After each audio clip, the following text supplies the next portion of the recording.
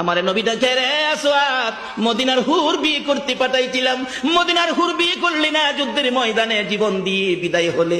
আসওয়াদ রে, নতুন তরবারিটা হাতে রে আসওয়াদ। একজন সাহাবী বলেন, হুজুর বিয়ের বাজার করতে এসে আপনি যুদ্ধে গেছেন, খবর পাইয়া বিয়ের বাজারের টাকা দিয়ে যুদ্ধের বাজার করেছে, আসওয়াদ শহীদ হয়েছে। আমার নবীটাকে মাবুদ, আমার আসওয়াদকে তুমি কি দিবা গো আল্লাহ? মদিনার হুর নিল না, রাসূলের পক্ষ নিয়ে জীবন দিয়ে দুনিয়ার থেকে বিদায় হলো। আমার আসওয়াদকে তুমি কি দিবা গো আল্লাহ? আসওয়াদের লাশটা ধরে ধরে কবরের দিকে নিয়ে আসতেছে। গোসল লাগবে না, কাফন লাগবে না, শুধু দাফন করে দিবে। আমার নবী আসওয়াদের কবরের পাশে দাঁড়াইয়া মুস্কি মুস্কি হাসতেছেন। সাহাবীরা আরজ করেন, ইয়া রাসূলুল্লাহ, এই কবরের পাশে হাসতেছেন কেন, ব্যাপার কি? আমার নবী বলেন, সাহাবীরা রে, আমি যা দেখি তোমরা তা দেখো না রে সাহাবীরা। হুজুর কি দেখে হাসছেন জানতে চাই।